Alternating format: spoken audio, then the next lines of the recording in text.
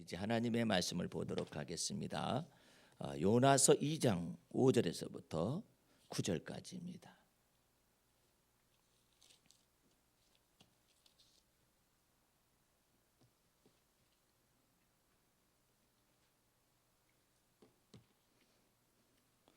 요나서 2장 5절에서부터 9절까지의 말씀입니다. 물이 나를 둘러쓰되 영혼까지 하여 싸우며 기품이 나를 애웠고 바다풀이 내 머리를 쌌나이다. 내가 산의 뿌리까지 내려가 싸우며 땅이 그 빗장으로 나를 오래도록 막아 싸우니 나의 하나님 여호와여 주께서 내 생명을 구덩이에서 건지셨나이다. 내 영혼이 내 속에서 피곤할 때에 내가 여호와를 생각하여 쌌더니 내 기도가 주께 이르러 싸우며 주의 성산에 미쳤나이다. 무릇 거짓되고 헛된 것을 숭상하는 자는 자기의 베푸신 은혜를 버려 싸우나 나는 감사하는 목소리로 주께 제사를 드리며 나의 소원을 주께 갚겠나이다. 구원은 여호와께로서 말미암나이다. 아멘. 할렐루야. 오늘 말씀의 제목은 하나님을 생각하고 부르라는 말씀의 제목을 가지고 요나서 2장 5절에서부터 9절까지 요나서 강의 8번째 시간 하나님의 말씀으로 은혜를 받도록 하겠습니다. 요나서를 강의할 때마다 언제나 여러분은 제가 무엇을 반복하고 있는지 아실 수 있을 것입니다. 맨 처음에 요나서 1장 1절을 계속해서 반복해서 여러분에게 읽어드리고 있습니다. 여호와의 말씀이 아미떼의 아들 요나에게 임하니라. 그 아버지의 그 아들이라 할지라도 그 어머니의 그 자식이라 할지라도 여호와의 말씀이 천지를 창조하신 그 말씀이 여러분과 내 속에서 살았고 능력 있게 역사하게 될 때 여러분과 나는 하나님의 사람으로 바뀌어지게 되는 것입니다. 하나님의 사람은 하나님의 사람이기 때문에 특별한 것이 아니라 여호와 하나님의 말씀이 특별하기 때문에 우리를 특별하게 만드신 것입니다. 그래서 하나님의 소유요 하나님의 백성이요 하나님의 기업이라고 말씀하셔요. 이와 같은 것을 가장 깊숙이 깨달은 사람은 다윗이었습니다. 골리앗과 더불어서 맞붙게 되었을 때 다윗과 골리앗이라는 이와 같은 유명한 말이 싹틀 정도로 소년에 불과했었던 다윗은 만군의 여호와의 이름으로 골리앗을 쳐서 죽이는 장면이 나와 있게 됐죠. 다윗은 그때 당시에 작고 무명한 사람이었지만은 이 만군의 여호와의 이름으로 내가 네게 나아가되 너는 칼과 단창으로 내게 나왔지만은 나는 만군의 여호와의 이름으로 네게 나아가노라 이렇게 말을 하고 또 한 가지는 다윗이 놀라운 얘기를 그 어린 나이에 합니다. 그게 무슨 내용이냐면은 네가 감히 여호와 하나님의 사시는 하나님의 군대를 모욕하였도다. 첫 번째로는 하나님을 모욕했고 만군의 여호와이신 하나님을 모욕했고 두 번째로는 만군의 여호와의 하나님의 사신 하나님의 군대를 모욕했다라는 것이죠. 어린 나이에 어떻게 그런 언어가 그 입에서 나올 수 있었을까요? 참으로 놀라운 것이죠. 그것은 다윗이 어렸을 때부터 이 영적인 감성이 굉장히 발달된 사람이 있었어요. 영적인 감성이 발달되되 단순하게 뭐 긍정 마인드라든지 아니면은 뭐 어떤 적극적 사고방 이와 같은 의미가 아니에요. 자기 자신의 감정 속에서 정확하게 하나님을 경외하는 것을 배웠어요, 이 사람은요. 그렇기 때문에 분별력이 그의 감성 속에 같이 들어와 있었어요. 영적인 분별력의 내용이 뭐냐? 만군의 여호와 하나님이시라는 것과 또 한 가지는 사시는 하나님의 군대를 네가 감히 모욕하였다 이거죠. 그래서 네가 감히 칼과 단창으로 내게 나아오지만은 나는 만군의 여호와 이름으로 내게 나아가노라 이렇게 말을 하면서 물맷돌을 던졌었더니 그 온 전체에 다 전신갑주를 입고 있었던 그 골리앗의 한필이면 이 이마에 그 물맷돌이 가서 박히게 되는 것이죠. 다윗은 거기서 끝내지 않았습니다. 아직도 살아 있어요. 이 어린 다윗이 이 소년 다윗이 뛰어갑니다. 뛰어가서 골리앗의 칼을 빼서 목을 쳐서 끊어버립니다. 거기까지가 다윗이 행한 일이에요.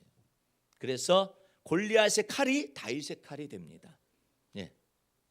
그래서 주님의 놀라우신 은혜 가운데서 다윗이 그 사건을 통하여서 하나님의 마음에 합한 사람이 드디어 때와 기한이 차게 되니까 드러나게 되죠. 그런데 거기서 끝나지는 않습니다. 하나님께서 계속해서 다윗을 왕으로서, 이스라엘 왕으로서 부름받게 하기 위한 어떤 훈련의 과정이 남아 있어요. 그 훈련의 과정이 남아 있는 것 때문에 하나님께서는 다윗 속에서 골리앗을 쳐 죽인 사건을 통하여서만 영광을 받으시는 것이 아니라 다윗이 왕제로서, 하나님 앞에서 하나님의 마음에 합한 사람으로서 이스라엘 왕으로서 세움을 받기까지 연단과 훈련의 과정을 때와 기한으로 설정한 것입니다.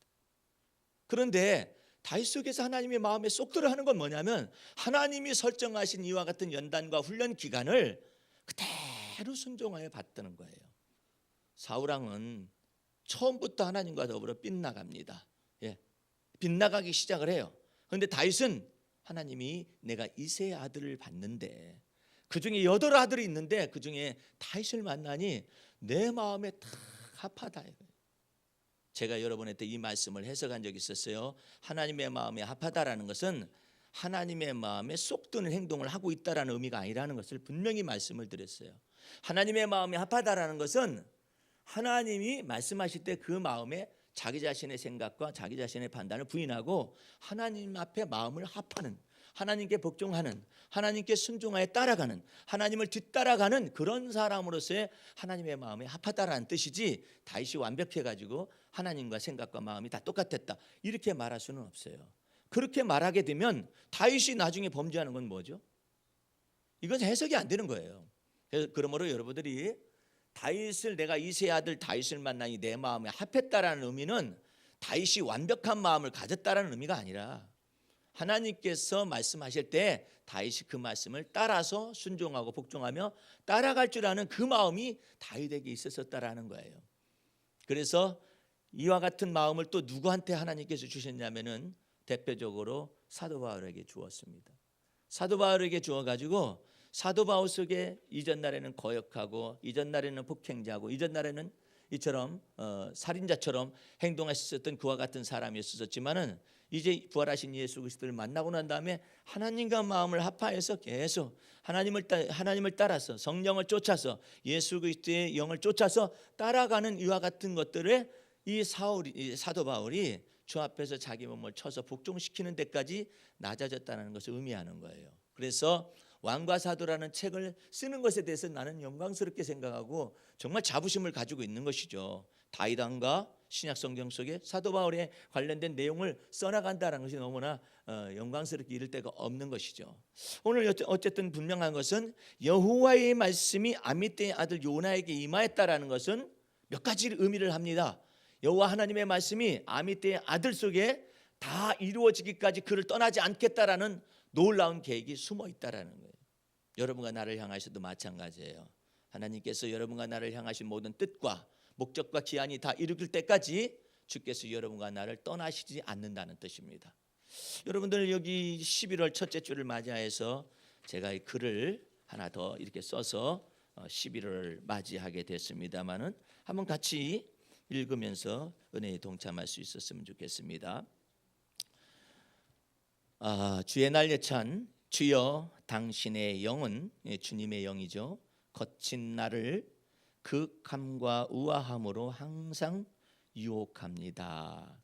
마음을 부드럽게 하거라, 너 혀를 부드럽게 쓰거라, 너 성격 함부로 쓰지 말도록 해라, 너 항상 기뻐하거라, 이렇게 하면서 부드럽게 극함과 우아함으로 항상 유혹한다 이 말이죠.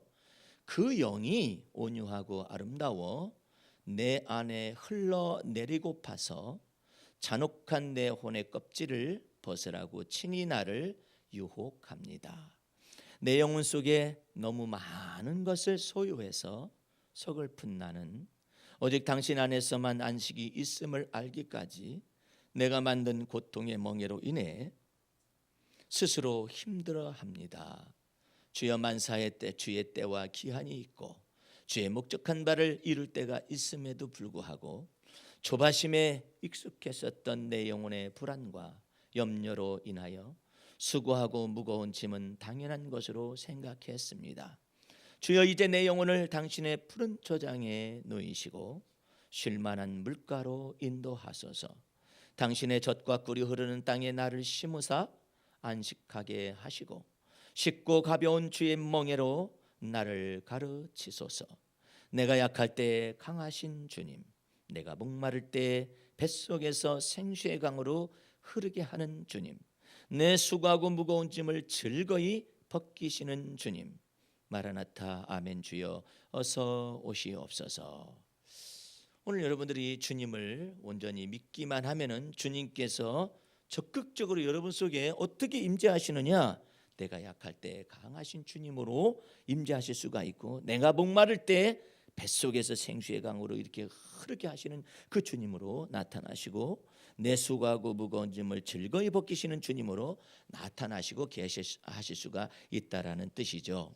그래서 여러분과 나의 이 요나서의 강해 속에 있는 첫 번째는 여호와의 말씀이 아미 때 아들에게 임한 것처럼 여러분에게도 임하실 수 있다라는 내용이고, 또 한 가지는 이 요나서에서 가장 우리가 눈여겨봐야 할 것은 하나님의 마음이에요. 하나님의 마음은 어떻게 요나를 향하고 있으며, 하나님의 마음은 어떻게 니느웨 백성을 향하여서 이스라엘 백성뿐만 아니라 이방인의 하나님으로서 니느웨 백성을 향하고 있었었느냐, 그런 내용을 볼 수가 있는데, 이와 같은 것을 전달하기에, 하나님의 마음을 전달하기에 요나가요 그릇이 안 돼 있어요. 그릇이 안 돼 있으니까 주님께서는 요나로 하여금 니느웨 백성에게 가서 40일 후면 이 성읍이 무너져 내릴 것이다, 회개치 아니하면 무너져 내릴 것이라는 이와 같은 하나님의 마음을 전달하기 전에 니느웨 백성을 고치는 것이 아니라 지금 요나를 갖다가 하나님의 마음을 알게 하는 대로 집어넣고 있는 것이죠. 그런 것 가운데서 요나는 물고기 뱃속에 집어 던져지되 1장 17절 말씀을 다시 복습하는 의미에서 봅니다. 여호와께서 이미 큰 물고기를 예비하사 요나를 삼키게 하셨으므로 요나가 3일 밤낮을 물고기 배에 있으니라. 그래요. 하나님께서 이미 큰 물고기를 예비하여서 요나를 삼키게 하였으므로 요나의 시대는 아직 끝난 것은 아닙니다. 요나는 아직 죽음에 도달하지 않습니다. 왜? 하나님께서 큰 물고기를 예비하여서 바닷물에 던져진 요나를 건져냈어요. 건져냈지만 요나가 하나님 앞에 불순종하였음으로 인하여 요나는 하나님의 마음을 배우기까지 물고기 뱃속에 3일 밤낮 동안을 있게 하십니다. 그것이 하나님의 정하신 때예요. 어디까지? 하나님의 마음을 알게 하기까지. 하나님의 마음을, 이 니느웨 백성을 향한 하나님의 마음, 그들에게 회개할 기회를 주시고자 원하는 하나님의 마음을 알기까지 이 요나는 물고기 뱃속에서 있으면서 하나님의 마음과 심정으로 들어가야만 하게 되는 것이죠. 그래서 요나는 하나님 앞에서 물고기 뱃속에 있는 캄캄한 어둠 속에서 비로소 죽지 아니하고 살아서 있으면서 하나님을 만나고자 원하는 기도를 합니다. 2장 1절 보시기 바랍니다. 요나가 물고기 뱃속에서 그 하나님 여호와께 기도하여 가로되, 하나님이 원한 것은요, 하나님께서 정하신 매를 딱 순종하여서 하나님께서 지금 요나가 어떻게 하나님과 마음을 합하는 걸 쳐다보고 있잖아요. 그런데 요나가 드디어 하나님의 마음에 합하기 시작하는 장면이 2장 1절입니다. 요나가 물고기 뱃속에서 그 하나님 여호와께 기도하여.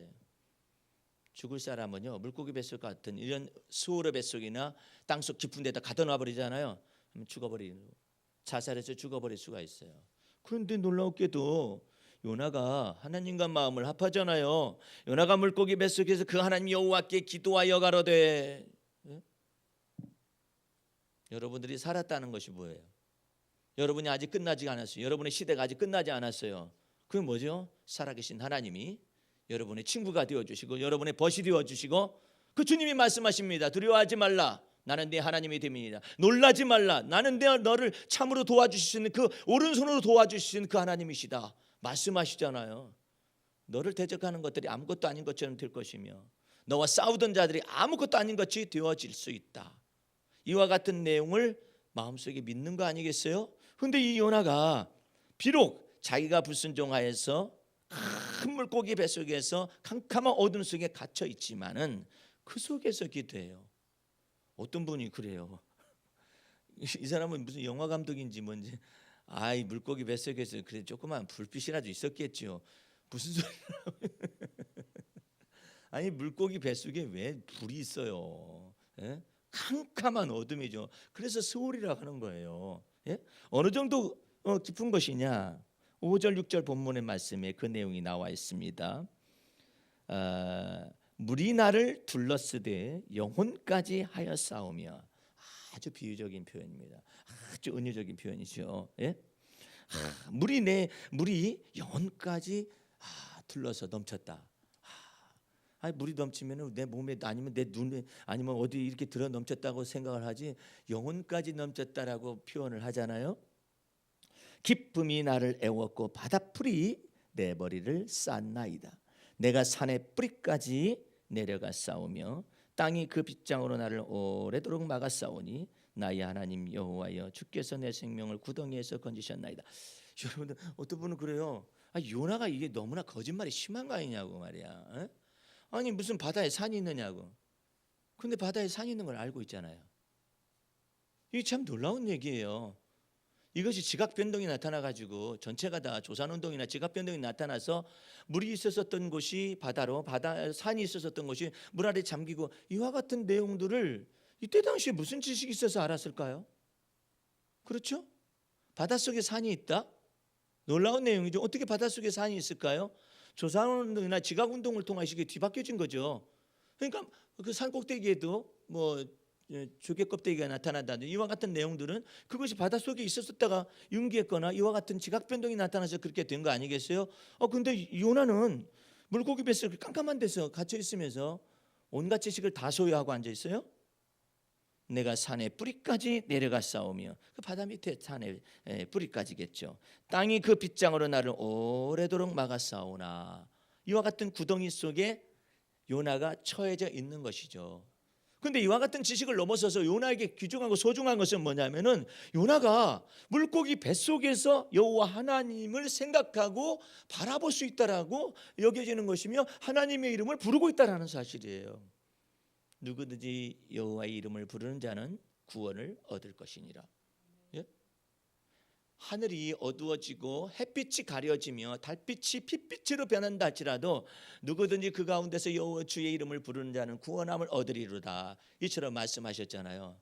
지금이요 요한계시록상에서 나타나고 있는 여러 가지 것들이 거의 대부분 이렇게 완벽하게 나타나지는 않았지만 이와 같은 것이 임하는 때예요. 지구상의 3분의 1이 검은 말로 인해서 기근이 움직입니다.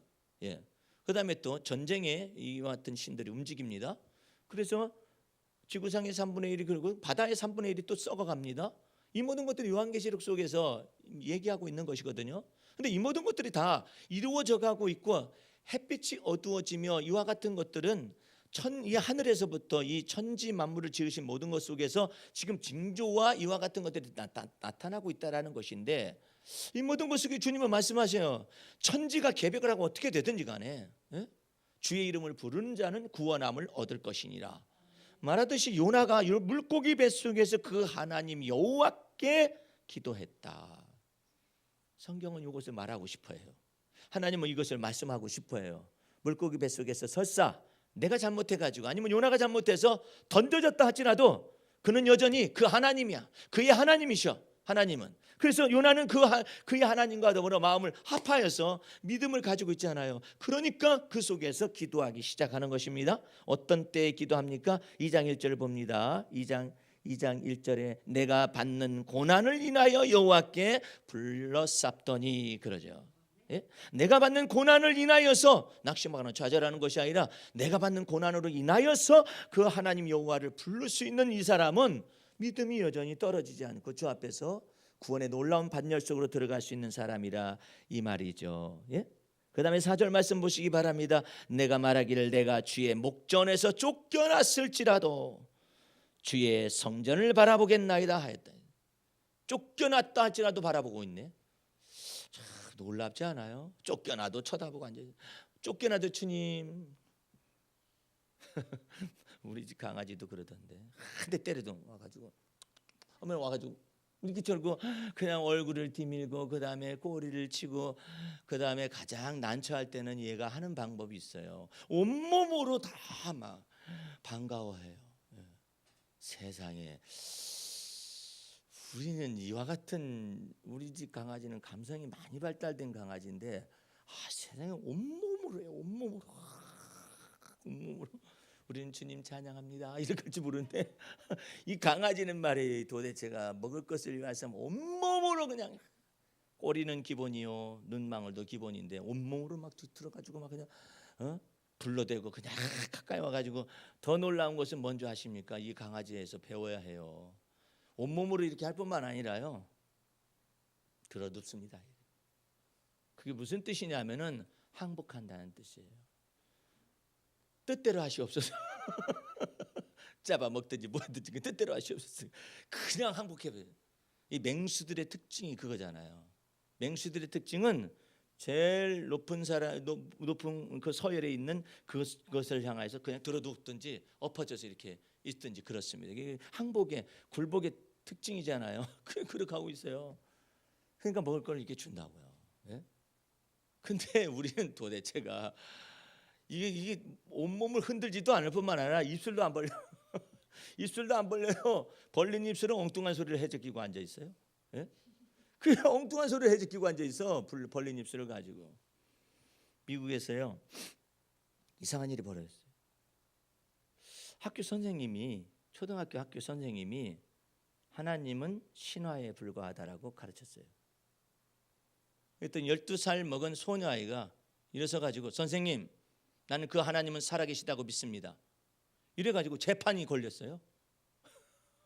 왜 학교에서 이 선생님은 그렇게 한 것이 정당하다라는 것이죠. 그리고 이 학생을 나는 내가 믿는 하나님은 살아계신 하나님이라고 믿습니다 라고 말한 거예요. 그래가지고 학교 측하고 여기하고 이제 그 학부모들 쪽에서 이제 예수 믿는 사람들하고 더불어 이제 소송이 걸렸어. 소송이 걸리니까는 미국 내에 상하 야왕 가운데서 국회의원들 가운데 신앙을 가지고 하나님을 섬기고 있는 살아계신 하나님을 섬기는 27명 정도 되는 국회의원들이 전부 다 나는 이 소녀가 신앙 고백한 것에 대해서 진실이며 그것은 정확무호하다라는 것을 보증한다 하면서 다 보냈어요. 그래가지고 재판이 벌어진 거죠. 마침내 재판 결과가 나왔어요. 미국 헌법에서 공립학교라든지 이와 같은 데서 종교를 강요하지 말라는 그 법은 있지만 자기가 믿고 있는 하나님을 살아계신 하나님이라고 고백하는 것은 자연스러운 것이다. 예. 이와 같은 판결이 났죠. 근데 그것이 어디서부터 시작했느냐면 12살 먹은 이 꼬마아이가 선생님 하나님은 신화가 아니라요 하나님은 살아계셔요. 나는 살아계신 하나님을 믿습니다. 나는 그 예수님을 믿습니다.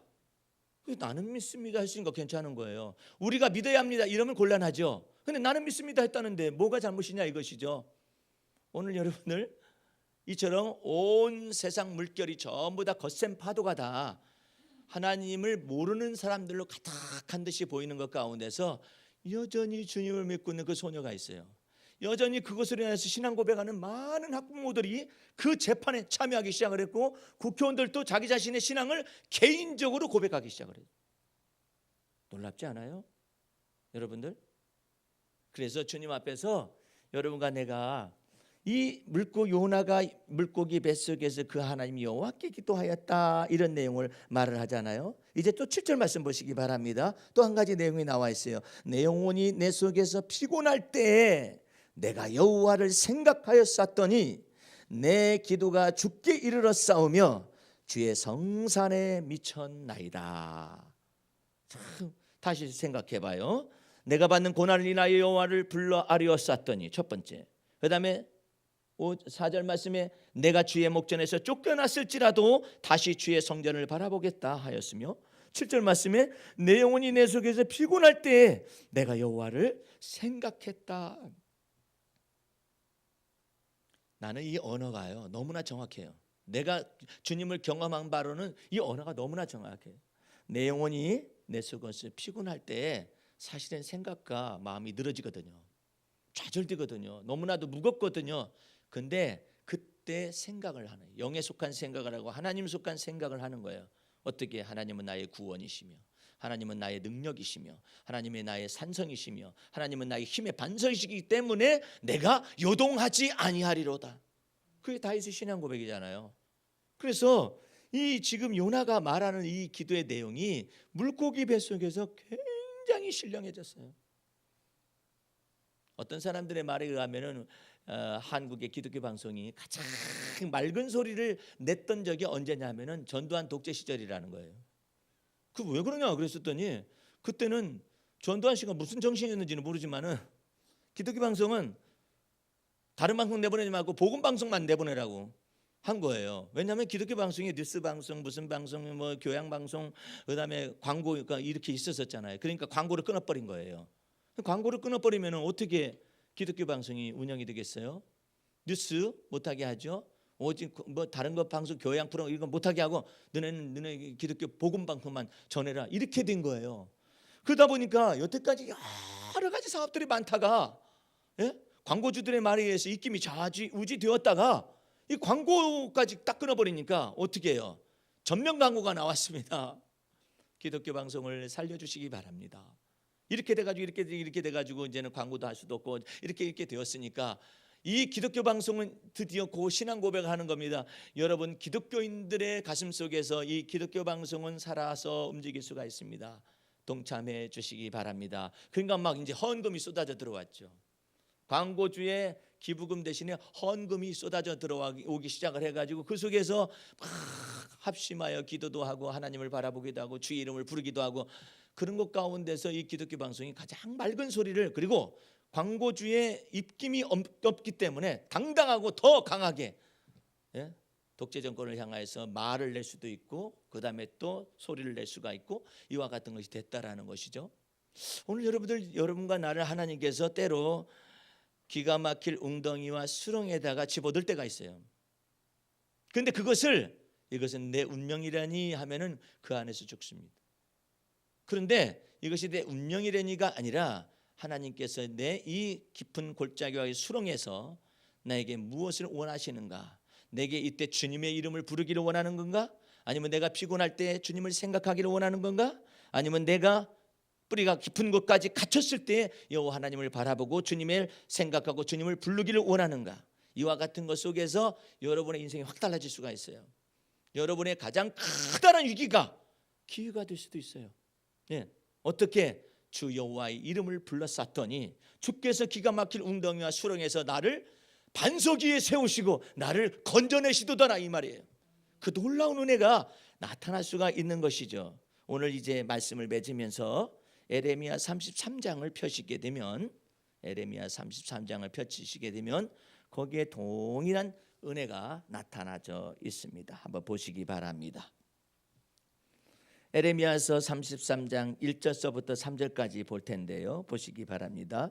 에레미야가 아직 시대뜰에 갇혔을 때, 그렇죠?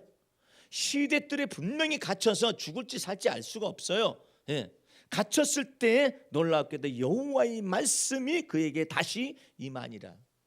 하나님의 말씀만, 하나님의 음성만, 성령의 감화와 감동만 여러분 속에 나타나고 주님이 여러분을 버리지 아니하셨다는 믿음만 있다면은 여러분과 나는 생존할 수가 있고 살아남을 수가 있으며 하나님의 은혜를 마침내 보게 될 것입니다. 2절 말씀 보시기 바랍니다. 뭐라고 하나님이 말씀하셨느냐? 이를 행하는 여호와. 에레미야가 생각할 때는 이 생각이 들어갈 수 있어요. 일을 행하신다며 저는 감옥에 갇혀 있습니다. 근데 우리 주님은 그럼에도 불구하고 말씀하세요. 네가 뜰에 갇혀서 아무것도 할 수 없지. 근데 나는 일을 행할 수 있다. 말씀하세요. 예? 네가 뜰에 갇혀서 아무것도 할 수 없지.